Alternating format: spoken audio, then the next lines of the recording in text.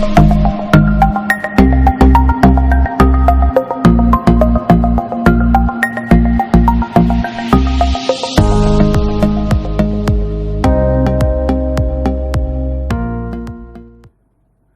વિદ્યાર્થી મિત્રો, પ્રકરણ 3 દ્વિચલ સુરેખ સમીકરણ યુગમાં એના આ તાસની અંદર આપ સૌનું સ્વાગત છે.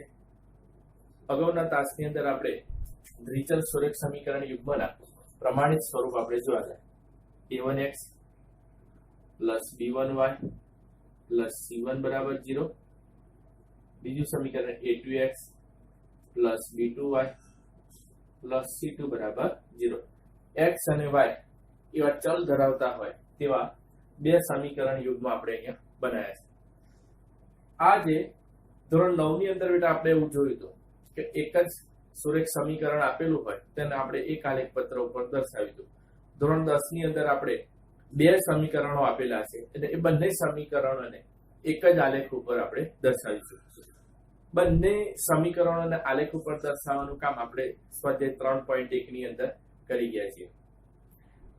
એક જ સમતલ ઉપર આવેલી બે રેખાઓ અથવા તો આલેખ પત્ર ઉપર દોરવામાં આવેલી બે રેખાઓ વચ્ચે કયા કયા સંબંધો હોઈ શકે, તેનું આલેખાત્મક સ્વરૂપ શું હોઈ શકે તે જોઈએ. આલેખાત્મક સ્વરૂપ તેનું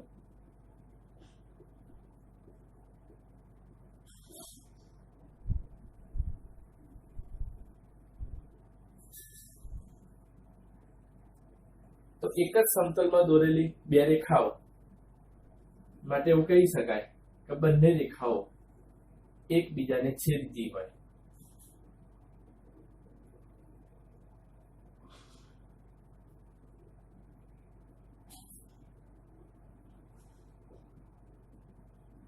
આવી રેખાને આપણે છેદતી રેખા એવું કહીશું.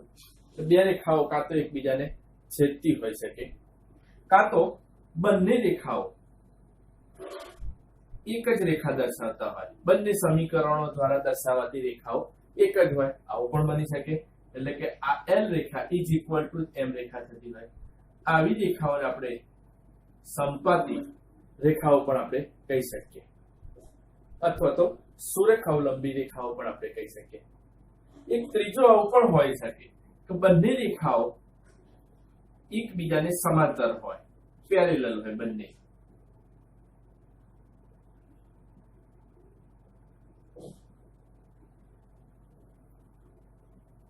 આમ એક જ સમતલ ઉપર દોરેલી બે રેખાઓ માટે બેટા આટલા ત્રણ વિકલ્પો શક્ય હોઈ શકે. તેથી વધુ ક્યારેય હોઈ શકે નહીં. કાં તો બંને રેખાઓ એકબીજાને છેદતી હોય, કાં તો એક જ રેખા દર્શાવાતી હોય બંને સમીકરણો દ્વારા, કાં તો બંને રેખાઓ એકબીજાને કેવી હોય, પરસ્પર સમાંતર હોય, એટલે કે ક્યારેય છેદતી ન હોય. તો આવી જે રેખાઓ મળી આપણને ત્રણ સ્વરૂપની અંદર, એ રેખાઓ માટે તેના ઉકેલ વિશે શું કહી શકીએ આપણે? તેનું અર્થઘટન આપણે આવું કરી શકીએ કે જો છેદતી રેખા હોય તો તેને એક બિંદુમાં છેદે છે, એટલે તેને આપણે કહીએ કે એક અને માત્ર એક ઉકેલ મળી શકે.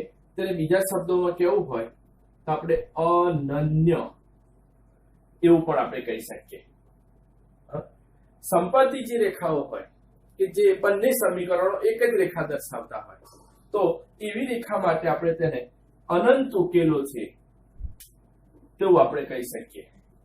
બંને રેખાઓ એક ઉપર એક છે એટલે અસંખ્ય બિંદુઓમાં બંને છેદ છે, એટલે તેના ઉકેલો અનંત હોઈ શકે.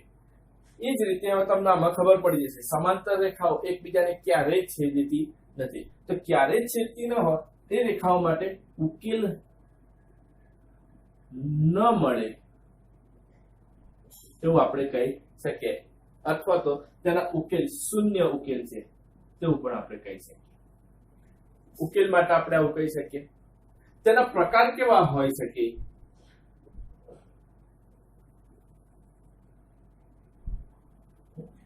પ્રકાર બે પ્રકારો હોઈ શકે. કાં તો આપેલ સમીકરણો સુસંગત સમીકરણો હોય, સુસંગત, કાં તો સુસંગત નથી. બેટા એ સમજી લો, સુસંગત અને સુસંગત નથી એ કોને કહેવાય? જે સમીકરણો ઓછામાં ઓછો એક ઉકેલ મળતો હોય, ઓછામાં ઓછો એક એટલે એક હોય, બે હોય અથવા અનંત ઉકેલો હોય. આપણે અહીંયા જોઈશું તો ઉકેલ માટે કાં તો એક હોય, કાં તો કેવા હોય, અનંત ઉકેલો હોય. ટૂંકમાં જેના એક ઓછામાં ઓછો એક ઉકેલ મળતો હોય એ બધા જ સમીકરણોને સુસંગત સમીકરણો કહે છે. ઉકેલ મળે ટૂંકમાં, ને ઉકેલ ન મળે તેવા સમીકરણોને આપણે આપેલ સમીકરણો સુસંગત નથી તેમ કહીશું. તો એ પ્રમાણેનું વર્ગીકરણ કરી નાખીએ. તો જો અનન્ય એટલે ઓછામાં ઓછો એક ઉકેલ તો થયો જેનો, એટલે આ સમીકરણોનો પ્રકાર થશે સુસંગત સમીકરણ છે તેમ કહીશું. અનંત ઉકેલો ઓછામાં ઓછા એક એટલાની અંદર અનંત પણ આવી ગયા એટલે ઉકેલ તો મળે જ છે તેને, એટલે આના પણ સુસંગત સમીકરણ છે તેમ આપણે કહીશું. સમાંતર રેખાઓ કે જે એકબીજાને છેદતી નથી, જેનો ઉકેલ શૂન્ય છે, તો ઉકેલ ન મળે તેવી રેખાઓને આપણે શું કહીશું? સુસંગત સમીકરણ નથી એવું કહીશું. આમ આપણે આપેલ સમીકરણ યુગ્મના પ્રકારો વિશે પણ આલેખો પરથી કહી શકીએ. હા, જો છેદતા હોય તો સુસંગત સમીકરણો છે, સંપાતી રેખાઓ માટે સુસંગત નથી એવું કઈ સુસંગત છે તેમ કહીશું. ઉકેલ જ ન મળતો હોય સમાંતર રેખાઓ માટે આપેલ સમીકરણો સુસંગત નથી તેમ કહી શકીએ. બીજી વાત એ પણ છે બેટા કે આપણે આપેલ સમીકરણ યુગ્મ છે એ સમીકરણ યુગ્મને આલેખ ઉપરથી તો હાલ આપણે કીધું બરાબર કે જો ઉકેલ મળતો હોય તેને સુસંગત સમીકરણો કહીશું, અને જેના ઉકેલો મળતા નથી એને સુસંગત નથી તેવું કહીશું. તો શું દરેક વખતે આપેલ સમીકરણ યુગ્મ માટે આપણે આલેખ દોરવા ફરજિયાત છે? આલેખો દોર્યા વગર પણ શું આપણે આપેલ સમીકરણોના ઉકેલ એક અને માત્ર એક હશે, અનંત હશે કે ઉકેલ ન મળે, અથવા તો તેના પ્રકારો વિશે કહેવું હોય તો સુસંગત છે કે સુસંગત નથી? શું આલેખની રજૂઆત કર્યા વગર પણ કહી શકાય ખરું? તો એ પણ આપણે કહી શકીશું. તેના માટે આપણે આપેલ જે સહગુણકો હોય સમીકરણોના, એ સહગુણકોના ગુણોત્તરોની આપણે તુલના કરીને કરી શકીએ. સહગુણકોના ગુણોત્તરો ની તુલના, એના ઉપરથી આપણે આ કરી શકીશું. ફરીથી કોન્સેપ્ટ તમારા ક્લિયર થવો જોઈએ. હું શું કહેવા માંગુ છું કે બે દ્વિચલ સુરેખ સમીકરણ યુગ્મ આપેલા છે બેટા. ઓકે, 3.1 ની અંદર આપણે તેની આલેખાત્મક રજૂઆત કરી, 3.2 ની અંદર પણ આપણે આલેખની રીતે આ બંને સમીકરણોના ઉકેલની ચર્ચા કરીશું. પણ આપેલા સુરેખ સમીકરણો યુગ્મ માટે દરેક વખતે આલેખ દોરીએ તો એ પ્રોસેસ લાંબી થઈ જાય. આલેખ દોરવા નથી અને દોર્યા વગર જ આપણે જો એના ઉકેલ માટેના તેના પ્રકારો વિશેની ચર્ચા, એનું અર્થઘટન આપણે કરી શકીએ ખરા? કે આપેલ સમીકરણ યુગ્મને જોઈ અને આપણને ખબર પડી જવી જોઈએ કે આ રેખાઓ છેદતીય છે. આનું જો ભૌમિતિક નિરૂપણ કરવા જઈશું તે કાં તો સંપાતી મળશે, અનુભવમિતિક નિરૂપણ કરીશું તો સમાંતર મળશે. આ બધી જ ચર્ચા આપણે તેના આલેખ દોર્યા વગર પણ કરવી છે. એ કરવા માટે છે સહગુણકોના ગુણોત્તરોની તુલના. તો સહગુણકો આપણે સમીકરણો જોઈએ તો x અને y એ ચલ છે કહેવાય. ઓકે, a1 b1 c1 એ પહેલા સમીકરણના સહગુણકો, a2 b2 અને c2 એ બીજા સમીકરણના સહગુણકો છે. તો એ સહગુણકોના ગુણોત્તરો લઈએ તો અહીંયા સહગુણકોનો ગુણોત્તર શું થાય? a1 છેદમાં a2, b1 છેદમાં b2 એના અનુરૂપ ગુણોત્તરો લઈએ છીએ. હા, c1 છેદમાં c2 એની તુલના કરવાની હોય તો જો a1 છેદમાં a2 not equal two b1 છેદમાં b2 આવું થતું હોય તો તેના માટે આપણે કહીશું તેની આલેખાત્મક રજૂઆતમાં બંને રેખાઓ છેદતીય છે એવું કહી શકીએ. એક અને માત્ર એક ઉકેલ મળશે. સુસંગત સમીકરણો માટે આવું થશે. આમ સહગુણકોના ગુણોત્તરો પરથી પણ આપણે કહી શકીએ આપેલા સમીકરણો હોય તો તેમાં સહગુણકોના ગુણોત્તરો કાઢી એની તુલના કરી જોવાની. જો સરખા ન મળતા હોય a1 છેદમાં a2, not equal two b1 છેદમાં b2, તો તેનો અર્થ એવો થાય કે આપેલી રેખાઓ પરસ્પર એકબીજાને છેદે છે. આવું ક્યારે થશે? બંને રેખાઓ એક જ હોય, સંપાતી રેખાઓ. તો એના માટે a1 છેદમાં a2 is equal to b1 છેદમાં b2 is equal to c1 છેદમાં c2. બધા સહગુણકોનો ગુણોત્તર સરખો થઈ જાય. બીજા શબ્દોમાં કેવું હોય તેમ પણ કહેવાય બંને સમીકરણો એક જ હોય. બંને સમીકરણો એકના એક જ સમીકરણો થતા હોય તો જ બંને એક જ રેખા દર્શાવશે ને. એટલે એના ગુણોત્તરો a1 છેદમાં a2 બરાબર, અહીંયા નોટ ઇક્વલ ટુ અહીંયા એકલો જ આવશે, બરાબર b1 છેદમાં b2 બરાબર c1 છેદમાં c2.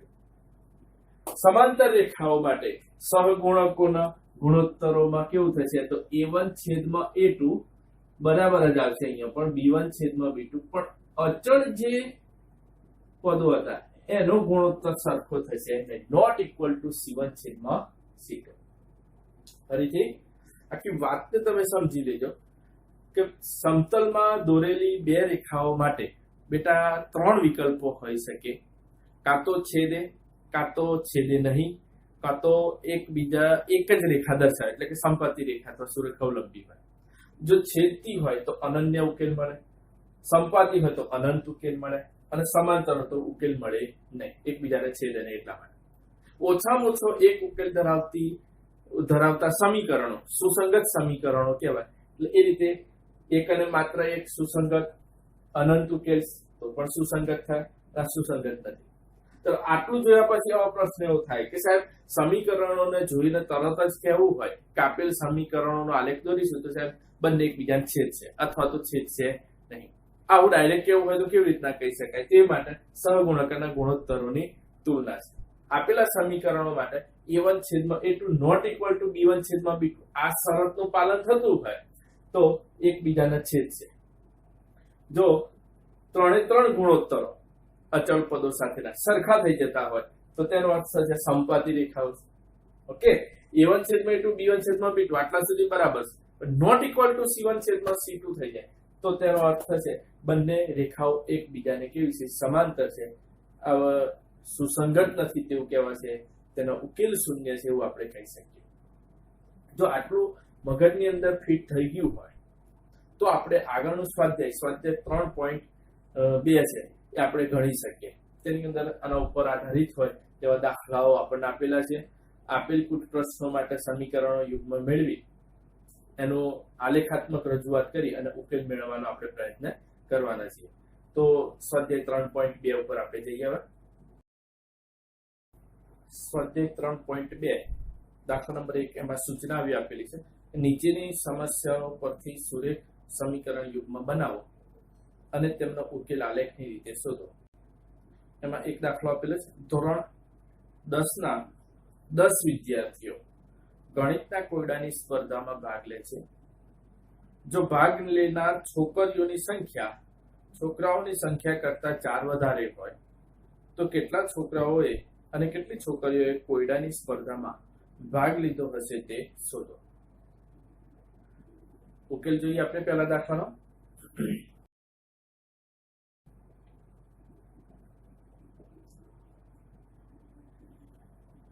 આપણે ધોરણ 10 ના 10 વિદ્યાર્થીઓ છે, એમાં છોકરા અને છોકરીઓ એવું કીધેલું છે. તો આપણે ધારી લઈએ, ધારો કે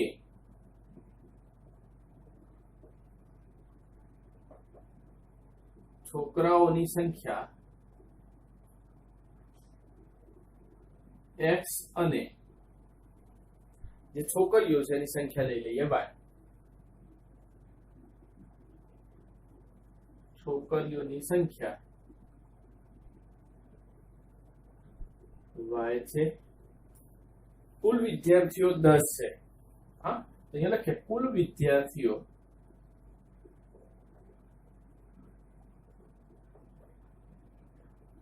10 છે માટે એટલે કે છોકરા અને છોકરીઓની કુલ સંખ્યા મળી 10 થઈ જાય છે. તો x + y બરાબર 10. આ પ્રથમ સમીકરણ થઈ ગયું. બીજું સમીકરણ બનાવતી વખતે આપણને આવું આપેલું છે, છોકરીઓની સંખ્યા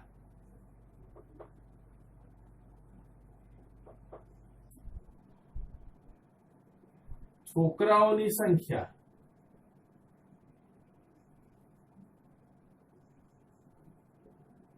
કરતા 4 વધારે છે એવું કીધેલું છે. આપણે રકમની અંદર આ વાક્ય બેઠું લઈ લીધું. તો જો છોકરીઓની સંખ્યા જે રીતે બેટા વંચાય છે ને એ જ રીતે લખતા જાઓ. છોકરીઓની સંખ્યા તો છોકરીઓને 2 ધારેલા છે y માટે y, પછી બરાબર કરતો. છોકરાઓની સંખ્યા તો x છે, 4 વધારે છે એટલે +4 કરી દેવાનું. દરેક સમીકરણમાં આ રીતનું કરશો તમે, બહુ મોટું લોજિક ના દોડાવતા જઈને પણ તો સમીકરણ ઓટોમેટિક ગોઠવાઈ જશે. અર્થઘટન કરીને સમજવા જાવ તો ઓલરેડી એવું કીધું છોકરીઓની સંખ્યા કેવી છે, છોકરાઓની સંખ્યા કરતા વધારે છે. છોકરીઓ ઓલરેડી વધારે જ છે એટલે આ y ચલ વધારે જ છે કિંમતમાં.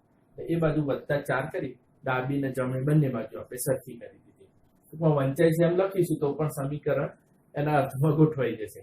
હા, તો y બરાબર x + 4 થઈ ગયું. એને ગોઠવીએ તો જુઓ x આ બાજુ લાવો -x, આ વત્તા y છે 4 ને પણ આ બાજુ લાવો તો -4 બરાબર 0. ઋણ ચિહ્ન વડે ગુણી કાઢો. શરૂઆતના જ સહગુણક માઇનસમાં છે ને, x નો સહગુણક ઋણ છે, એ શરૂઆતમાં ઋણ ચિહ્ન છે એટલે એને ઋણ ચિહ્ન વડે ગુણી કાઢો. અહીંયા +4 બરાબર 0. આ થઈ ગયું બીજું.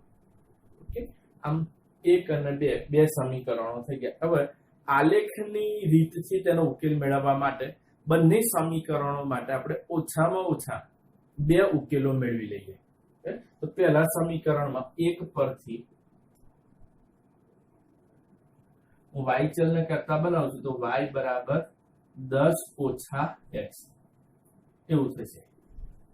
હવે બે કિંમતો આપણે લઈ લઈએ છીએ x ની. x અને y. જો x ની કિંમત મૂકીશું ને એની સામે આપણને y ની કિંમત મળશે. દાખલા તરીકે x બરાબર 3 લઈએ બેટા. અહીંયા 3 લઈએ. ઓકે, જો x 3 લઈએ તો 10 - 3 એટલે y ની કિંમત કેટલી થઈ જશે? તો થઈ જશે 7. જો કદાચ x બરાબર 5 લઈએ, કોઈ પણ કિંમત લઈ શકીએ આપણે. 5 લીધા મેં કદાચ, તો 10 - 5 બરાબર કિંમત કેટલી થઈ જશે? 5. એની ગણતરી કરવાની હાલ કોઈ જરૂર છે નહીં, આપણે સીધું જ એ લખી કાઢીશું. તમે પણ પરીક્ષાની અંદર એ રીતે લખી શકો આ જ રીતે. બરાબર, કામ કરવું હોય અહીંયા ગણતરી તે તમે રફ કામની અંદર તમે કરી શકો. ઓકે, અહીંયા ઈઝી હતી ગણતરી એટલે મેં અહીંયા કોઈ ગણતરી દર્શાવી નથી, ડાયરેક્ટ જ લખી કાઢેલું છે. ઓકે, ચલો બીજું સમીકરણ 2 પરથી y ચલને કરતા બનાવીશું તો જો y ચલ આ કરતા બનેલો જ હતો બેટા ઉપર, તો ત્યાંથી સીધો ઉપાડી લઉં છું. y બરાબર x + 4. આ તો જ ને y બરાબર x + 4 છે કે નહીં? એટલે આ સમીકરણમાંથી y કરતા બનાવશો તો યાદ આવવાનું છે. તો x + 4 x અને y માટે જો જુદી જુદી કિંમતો x માટે મૂકતા જઈએ આપણે, એની સામે આપણને y ની કિંમતો આપણને મળતી જશે. જો કદાચ 1 લઈ લો અહીંયા, x બરાબર 1 + 4 એટલે થઈ ગયા 5 એટલા થશે. જો કદાચ આપણે સમજો કે 3 લઈએ x બરાબર, તો 3 + 4 એટલે કેટલા થઈ જાય? y ની કિંમત 7. આ બંને સમીકરણો માટે 2 ઉકેલો મેળવ્યા. તમે 2 થી વધારે 3 ઉકેલો પણ મેળવી શકો. કોઈ ઉકેલ મેં ભૂલ પડેલી હોય તો તે સુધરી જાય, એટલા માટે 3 ઉકેલો પણ આપણે લઈ શકીએ. મેં અહીંયા બંને સમીકરણો માટે 2 ઉકેલો ચોકસાઈપૂર્વક લઈ લીધા છે. હવે બંને ઉકેલોનો ઉપયોગ કરી આપણે તેનો ઉકેલ મેળવવા ભૌમિતિક નિરૂપણ કરીશું, અને ભૌમિતિક નિરૂપણ કર્યા બાદ તેનો ઉકેલ મેળવવાનો પ્રયત્ન કરીશું. તો આ જ વાતને આપણે આલેખ પત્ર ઉપર સમજીએ. તો આ દાખલામાં આપણું પહેલું સમીકરણ હતું x + y બરાબર 10, અને તેના ઉકેલો આપણે મેળવ્યા હતા 3, 7, 5 અને 5. બીજું સમીકરણ આપણું આવું હતું, y બરાબર x + 4, અને તેના 2 ઉકેલો આપણે મેળવ્યા 1, 5, 3 અને 7. હવે આ ઉકેલોના આધારે આપણે આલેખ પત્ર ઉપર નિરૂપણ કરી દઈએ.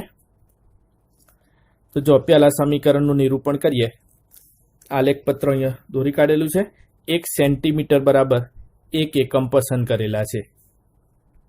તો જો પેલું બિંદુ દર્શાવીએ 3 અને 7. એક્સ યામ 3 હોય ત્યારે વાય યામ છે 7, એટલે બિંદુ અહીંયા દર્શાવીશું. બીજું છે એક્સ યામ 5 હોય ત્યારે વાય યામ 5 છે, એટલે બીજું બિંદુ અહીંયા થશે. બંને બિંદુઓને જોડતી રેખા દોરી કાઢીએ.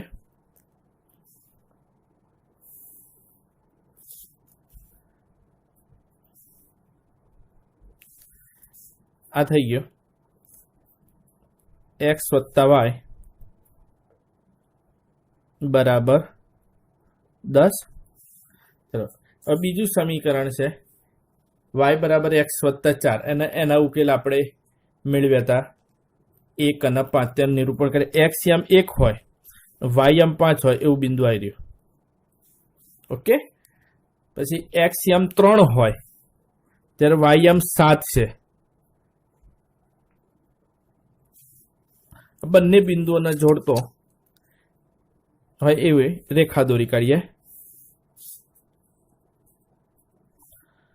બીજી રેખા હતી વાય બરાબર એક્સ વત્તા 4.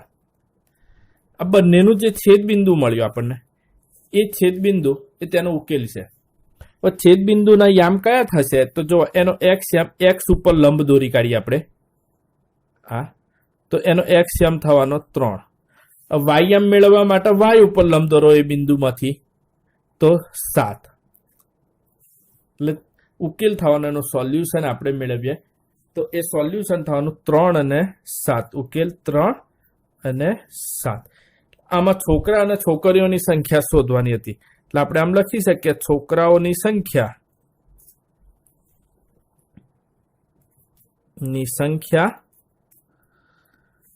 બરાબર 3 અને છોકરીઓની સંખ્યા 7. દાખલા નંબર 1 નો પેટા દાખલો છે 2. એમાં 5 પેન્સિલ અને 7 પેનની કુલ કિંમત 50 છે અને તે જ કિંમત વાળી 7 પેન્સિલ અને 5 પેનની કુલ કિંમત ₹46 છે. તો એક પેન્સિલ અને એક પેનની કિંમત શોધો. ધારો કે એક શરૂઆતમાં પેન્સિલ આપેલી છે, તો પેન્સિલની કિંમત ધારી લઈએ. એક પેન્સિલની કિંમત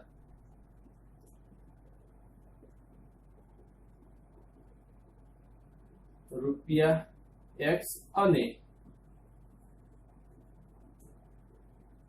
એક પેનની કિંમત ₹y છે. હવે આપેલું છે 5 પેન્સિલ અને 7 પેન ની કિંમત રૂપિયા થાય છે 50. ₹50 છે. જો એક પેન ની કિંમત x હોય તો 5 પેન ની કિંમત કેટલી થવાની? 5x. 5 ગુણ્યા x એટલે 5x વત્તા 7 પેન ની કિંમત થવાની 7y બરાબર 50. આ થઈ ગયું સમીકરણ. આ જ રીતે આગળ શું કીધું? આગળની શરતમાં એમાં ઉલટું 7 પેન્સિલ અને 5 પેન કિંમત ₹46 છે. શું થશે? 7 પેન્સિલ એટલે 7x, 5 પેન્સિલ 5 પેન એટલે વત્તા 5y, કુલ કિંમત 46 થઈ ગઈ. આ થઈ ગયું બીજું સમીકરણ. હવે આ બંને સમીકરણો માટે આપણે બે ઉકેલો મેળવી લઈએ. તો એક પરથી કોઈ એક ચલને બાકીના ચલના સ્વરૂપની અંદર ફેરવી કાઢીએ તો y ચલને આપણે કરતા બનાવીએ. અહીંયા તો શું થશે? y ચલને કરતા બનાવીશું તો જુઓ તમે અહીંયા 7y બરાબર 50, 5x પેલી બાજુ લઈ ગયા ઓછા 5x, y બરાબર 50 ઓછા 5x ના છેદમાં થઈ જશે 7. હવે એના બે ઉકેલો અહીંયા આપણે દર્શાવી કાઢીએ. x ની જુદી જુદી કિંમતો માટે આપણને y ની કિંમત મળશે. આપણા y ને x ના સ્વરૂપની અંદર ફેરવી કાઢીએ.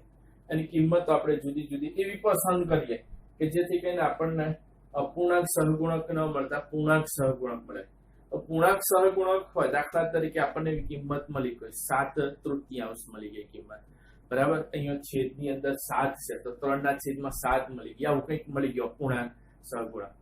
તો તેના આલેખ પત્ર ઉપર દર્શાવતી વખતે થોડીક તકલીફ પડશે. એટલે આપણે પહેલાથી એવું વિચારીએ, થોડી ગણતરી એવી વિચારીએ કે જેથી કરીને આપણને પૂર્ણાંક સહગુણકો મળે, કે જેથી કરીને આલેખન કરવું આપણું ખૂબ જ સહેલું થઈ જાય. તો તમે x ની જગ્યાએ 3 લઈ જુઓ, x બરાબર 3 લેતા 1 2 3 0 આવી કિંમતો અહીંયા મૂકી અને ચેક કરી જોવાનું બેટા, થોડું વિચારી જોવાનું. જો 3 લઈએ તો શું થશે? 50 ઓછા 5/3 છેદમાં 7, એટલે 50 ઓછા 15 ના છેદમાં 7, એટલે 35 ના છેદમાં 7, છેદ ઉડી ગયો 7 5 35. ઓકે, એટલે આપણે જ્યારે x ની કિંમત 3 લઈશું તો એ વખતે y ની કિંમત કેટલી મળશે? તો 5 મળશે. તો 3 હોય x કિંમત તો y કેટલા થઈ જશે? 5. એ રીતે 4 5 6 7 મૂક્યા બધામાં અપૂર્ણાંક મળશે. પણ એવું કરીએ આપણે, x ની જે કિંમત છે અહીંયા 10 લઈ લઈએ, x બરાબર 10, તો 5 ગુણ્યા 10 50 થઈ જાય, 0 ના છેદમાં 7 એટલે કેટલા થઈ જશે? 0.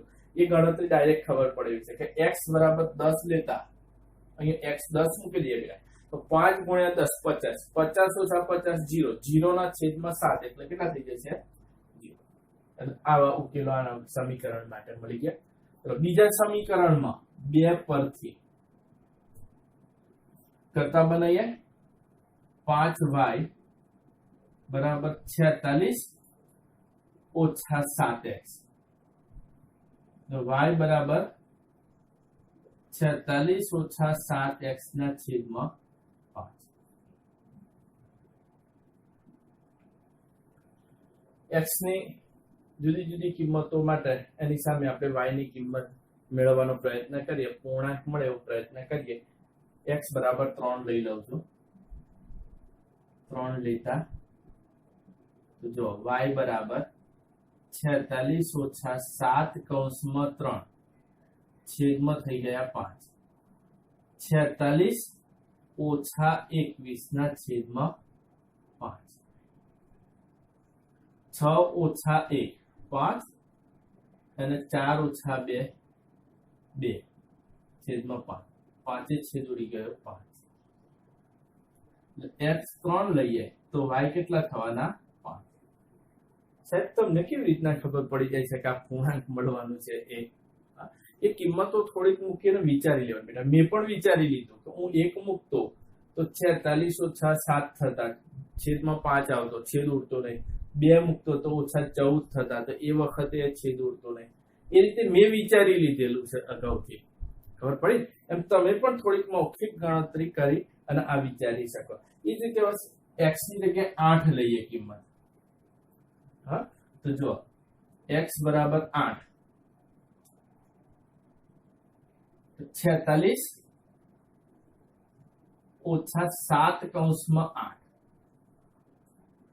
છેદમાં 5, 46 ઓછા 7 8 56 ના છેદમાં 5, -10 ના છેદમાં 5, 5 છેદ ઉડી ગયો -2. 8 લઈશું તો y ની કિંમત એ વખતે કેટલા મળશે? -2. તો ખૂબ જ ચોકસાઈપૂર્વક આ ઉકેલો લઈશું. જો ઉકેલમાં ભૂલ પડશે ને, રેખા આખી બદલાઈ જશે. મળશે તો રેખા જ, પણ જે ઉકેલ મળવો જોઈતો તો એ ઉકેલ આપણને મળશે નહીં. આમ બંને સમીકરણો માટે આપણે બે ઉકેલ મેળવી લીધેલા છે. આ ઉકેલોનો ઉપયોગ કરી આપણે આલેખ દોરી કાઢીએ. દાખલા નંબર બીજો. બીજામાં સમીકરણ આવું હતું. પહેલું સમીકરણ 5x વત્તા 7y બરાબર થશે 50, અને એના ઉકેલો આપણને મળ્યા હતા. x યમ 3 હોય ત્યારે y 5, 10 હોય તો 0. એ રીતે બીજું સમીકરણ જે હતું એ હતું 7x વત્તા 5y બરાબર 46 અને તેના ઉકેલો આપણે મેળવ્યા હતા 3 અને 5 8 ની સામે -2 આ બે ભિન્ન ઉકેલો આપણે મેળવી લીધા છે। આલેખન કરીએ। આલેખ પત્ર પર 1 સેન્ટીમીટર બરાબર 1 એકમ એવું પ્રમાણ માપ લઈ લીધેલું છે। પહેલી રેખાનું આલેખન કરીએ તો જો x યામ જ્યારે 3 હોય x યામ 3 ત્યારે y 5 અહીંયા થશે। હવે બીજું બિંદુ છે x 10 હોય ત્યારે y યામ 0 છે એટલે x યામ 10 ત્યારે y 0 એટલે એ જ બિંદુ ઉપર આવશે। બંનેને જોડતી રેખા દોરી દઈએ।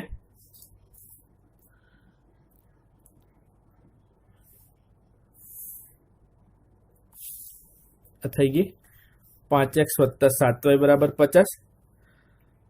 બીજી રેખાનું આલેખન કરીએ તો જો x યામ 3 હોય ત્યારે y યામ 5 અહીંયા થશે। x યામ 8 હોય તે વખતે y યામ -2 છે એટલે નીચે જવું પડશે -2 8 એ બંનેને જોડતી રેખા દોરી કાઢીએ।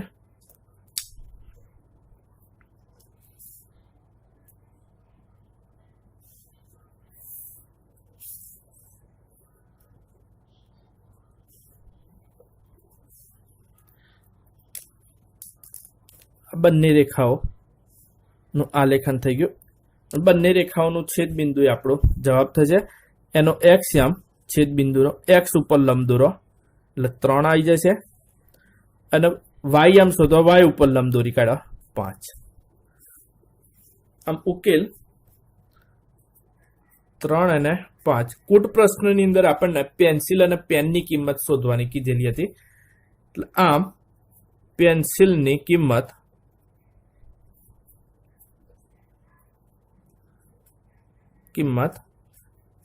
₹3 અને પેનની કિંમત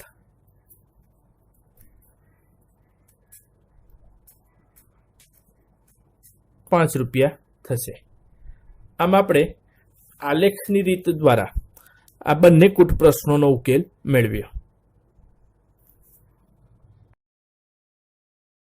દાખલા નંબર 2 નીચેના સુરેખ સમીકરણ યુગ્મથી બનતી રેખાઓ એક બિંદુમાં છેદે છે કે સમાંતર છે અથવા સંપાતી છે તેમ a1/a2 b1/b2 અને c1/c2 ગુણોત્તરોની તુલના કરીને નક્કી કરો।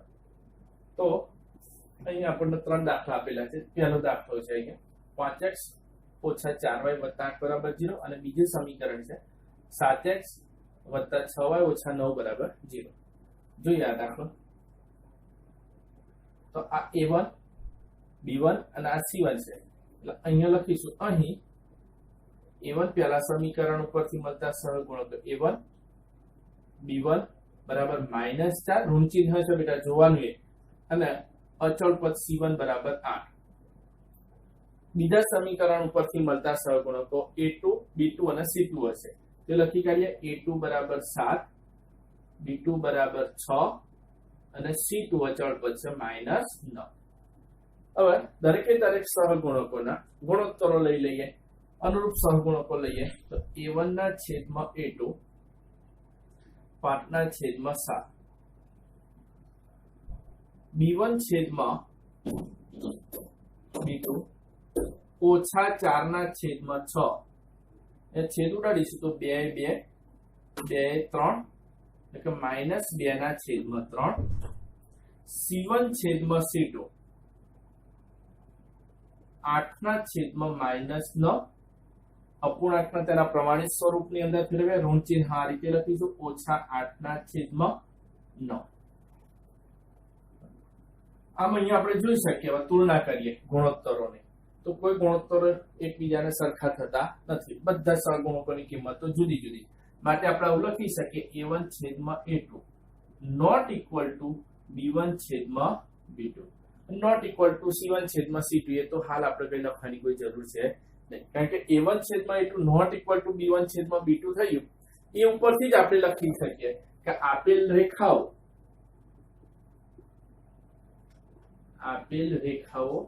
એક બિંદુમાં છેદે છે।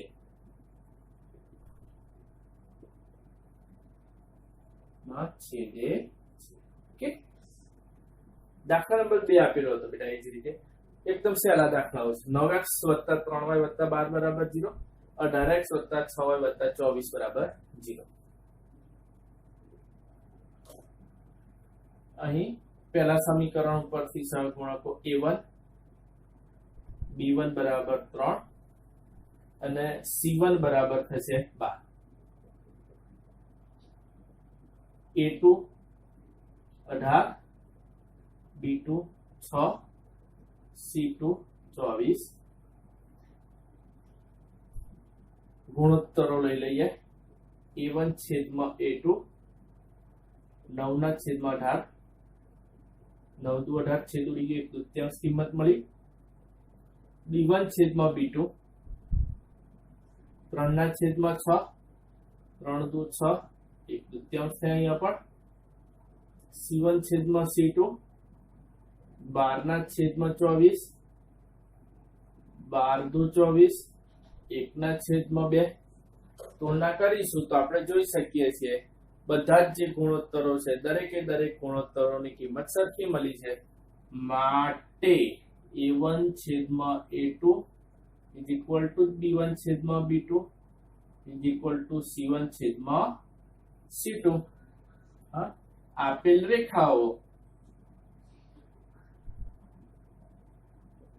અનંત ઉકેલો દર્શાવતી હોય તેવી સંપાતી રેખાઓ.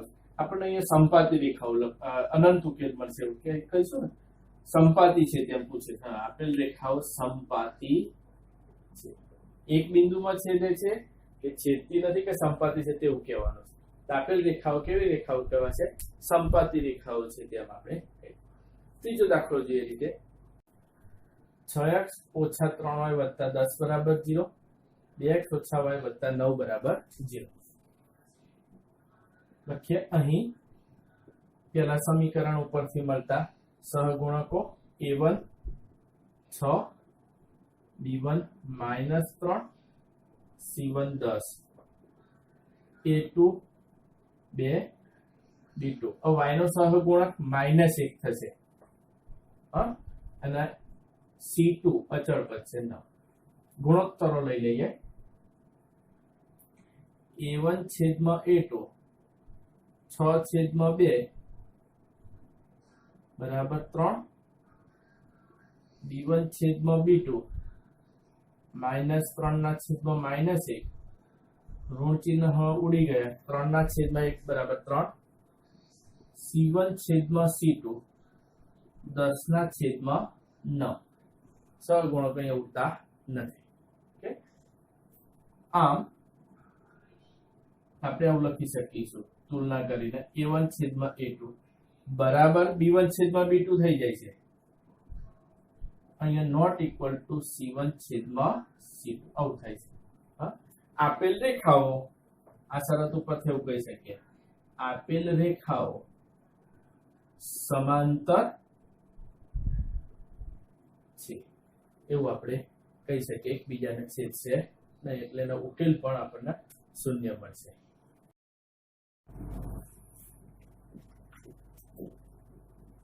દાખલા નંબર 3 આવો આપેલો છે કે નીચેના સુરેખ સમીકરણ યુગ્મ સુસંગત છે કે સુસંગત નથી તે ગુણોત્તર a1 છેદમાં a2, b1 છેદમાં b2 અને c1 છેદમાં c2 ની કિંમત પરથી નક્કી કરો.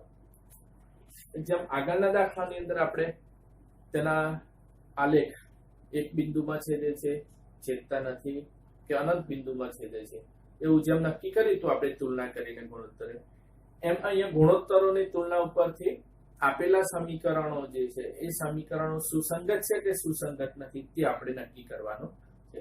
જો ઓછામાં ઓછો એક ઉકેલ મળતો હોય એટલે કે જો આપેલ રેખાઓ એક બિંદુમાં છેદતી હોય અથવા તો આપેલ રેખાઓ સંપાતી રેખાઓ થતી હોય તો તેના અનંત ઉકેલો હોય છે કે આવા સમીકરણો માટે સુસંગત સમીકરણો એવું આપણે લખી શકીએ.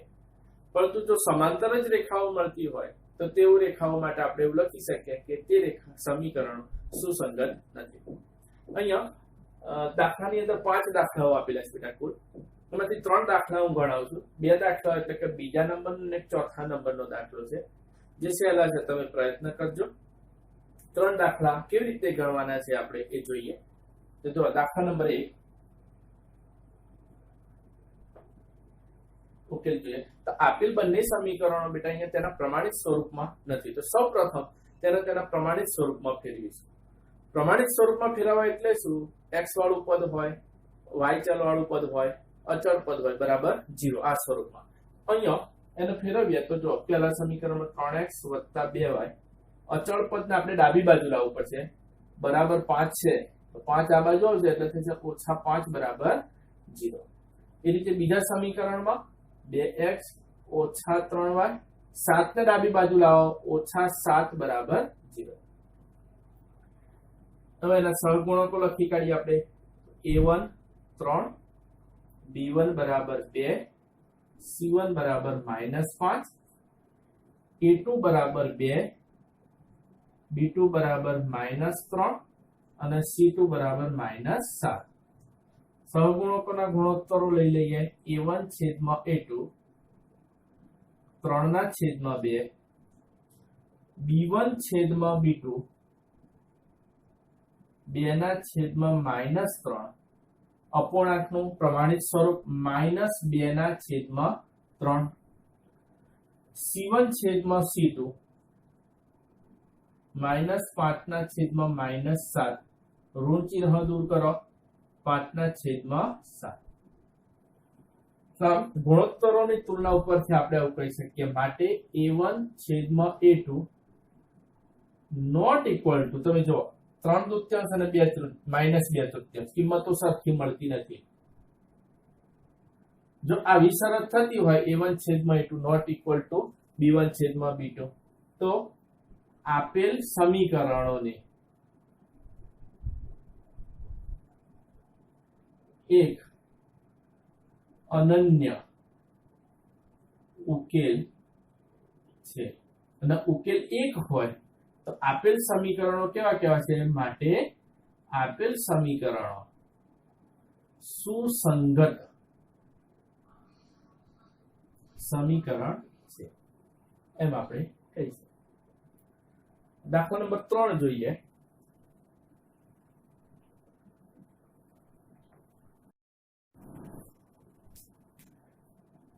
દાખલા નંબર 3 માં અહીંયા જોઈએ છીએ આપણે પહેલા જ સમીકરણની અંદર તો સહગુણકો અપૂર્ણાંક છે. એ અપૂર્ણાંક સહગુણકોને દૂર કરવા માટે આપણે છેદનો લસા વિચારીએ તો અહીંયા 2 છે અને અહીંયા 3 છે એટલે 2 તરી 6 લસા થશે. આખા સમીકરણ આખા એમ બોલું છે એટલે એમાં ડાબી બાજુ પણ આવી ગઈ અને જમણી બાજુ આવી ગઈ.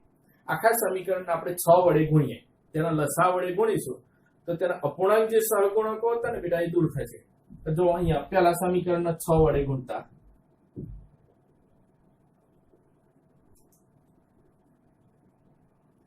6 વડે ગુણીશું 6 × 3/3 x 6 × 5/3 y બરાબર 6 × 7 6.7 નથી 6 × 7 4. તો અહીંયા તો 2 એ 3 3 એ થઈ ગયા 2 માટે 3 તરી 9x 2 5 10y અને 6 7 42 એ 42 ના બાજુ લઈ જઈએ એટલે એના પ્રમાણિત સ્વરૂપની અંદર ફેરવાય. આ થઈ ગયું 9x + 10y - 42 બરાબર 0. પહેલું સમીકરણ થઈ ગયું. બીજા સમીકરણને તેના પ્રમાણિત સ્વરૂપમાં ફેરવીએ તથા એમ કરીને લખીએ એટલે બીજું સમીકરણ આવી ગયું. આપણે 9x - 10y - 14 બરાબર 0. તો આપેલા સમીકરણોમાંથી સહગુણકો મેળવી લઈએ. જો a1 બરાબર 9 b1 બરાબર 10 થશે c1 બરાબર -42 a2 બરાબર 9 b2 -10 અને c2 બરાબર -14. આ રીતનું થઈ. ગુણોત્તરો લઈ લઈએ. a1 છેદમાં a2 બરાબર 9 ના છેદમાં 9 ઉડીએ એટલે 1 થશે.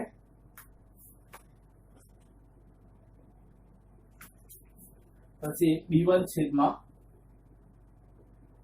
b2 10 ના છેદમાં -10 બરાબર -1 થશે, ઋણ ચિહ્ન હશે છેદમાં એટલે C1 છેદમાં C2 -42 માં છેદમાં -14 ઋણ ચિહ્ન ઉડી ગયા, 14 3 થયા. આમ અહીંયા જોઈ શકીએ આપણે A1 છેદમાં A2 નોટ ઇક્વલ ટુ, અહીંયા -1 કિંમત છે ને અહીંયા +1 કિંમત છે, B1 છેદમાં B2. આટલા ઉપરથી જ આપણે કહી શકીએ કે આપેલ સમીકરણો એક ઉકેલ થશે, અને એક ઉકેલ ધરાવતા એવા સમીકરણો સુસંગત સમીકરણ છે. આપેલ સમીકરણો સુસંગત સમીકરણ છે તેવું આપણે આમાં કહી શકીશું. જોઈએ પહેલા સમીકરણની અંદર x નો સહગુણક અપૂર્ણાંક છે, છેદમાં 3 છે, એને દૂર કરવા માટે આખા સમીકરણના 3 વડે ગુણી કાઢો.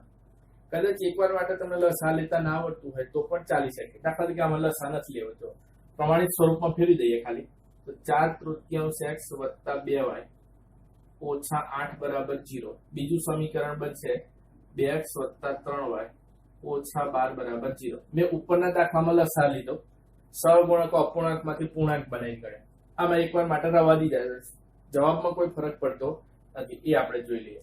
તો અહીંયા A1 4/3 થશે, B1 2, C1 બરાબર -8, A2 2, B2 3 અને C2 ની સરખામણી કરીશું, અચળ પદ છે -12 છે. A1 છેદમાં A2 બરાબર જો 4/3 અહીંયા ઉપર અંશમાં છેદમાં 2, એક સામાન્ય ગુણોત્તર સ્વરૂપે દર્શાવીએ તો આ બંનેનો ગુણાકાર થશે બેટા, 4/3 એના ગુણ્યા 2, 2 છેદ ઉડી ગયો એટલે 2/3 થશે 3, એ ગુણોત્તર એવો થશે. હા, ફરીથી 4/3 છેદમાં 2, આ બેનો ગુણાકાર થાય, સામાન્ય ગુણોત્તર ના સ્વરૂપમાં લખીએ એ વખતે 2 ગુણ્યા 3, 2 છેદ ઉડી ગયો એટલે 2/3. B1 છેદમાં B2 2/3, C1 છેદમાં C2 -8/12. એક તો ઋણ ચિહ્ન ઉડી ગયા, હવે 4 છેદ ઉડાડ્યા તો જો 4 દુ 8, 4 તરી 12 તો થશે આ 2/3. આમ A1 છેદમાં A2 બરાબર B1 છેદમાં B2 બરાબર મળે છે C1 છેદમાં C2, બધા સરખા મળે. આનો અર્થ શું થવાનો? આપેલ રેખાઓને અનંત ઉકેલો છે તેવું કહી શકીએ, અને અનંત ઉકેલો ધરાવતા સમીકરણો સુસંગત સમીકરણો હોય. આપેલ સમીકરણો સુસંગત સમીકરણ છે તેમ આપણે અહીંયા કરીશું. આમ આજના તાસની અંદર આપણે આટલા સુધી જોઈએ છીએ. નેક્સ્ટ તાસની અંદર બાકીના સ્વાધ્યાયના દાખલાઓ આપણે પૂરા કરીશું.